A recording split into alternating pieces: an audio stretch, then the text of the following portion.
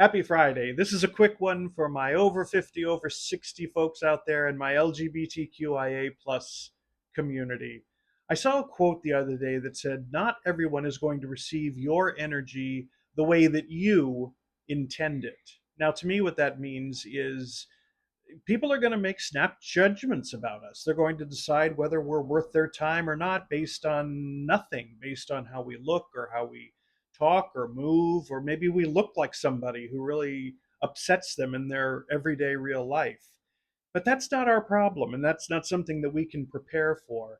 And this is something that I did to myself many years ago, back in my 20s and early 30s, when I was the biggest people pleaser in the world. I just had to make sure everybody liked me, everybody cared about me, everybody approved of me, that I was being validated at every turn. And that was incredibly exhausting for me, as well as the people that I was going to for validation.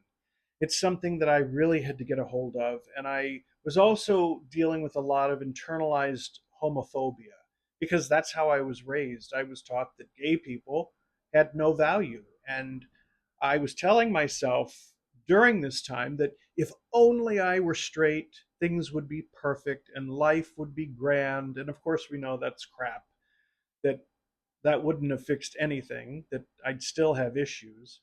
But the homophobia part, it's something that occasionally still rears its head, of course. I'm sure all of you can identify with that. And it's something that I work consistently on to make sure that it doesn't come creeping back in, because the way with little insecurities, they have a way of sneaking back in because they like to lodge themselves in our brains and in our souls, and we have to find a way to safeguard against that. So I wanted to bring this quote up to you today because if you're doing that to yourself, if you're twisting yourself into knots trying to please the people around you, stop. Be who you are. You're perfect the way you are. Stop trying to change yourself for other people. Now, if you're on a quest to do like self improvement, that's great. I love that. I'm doing that myself.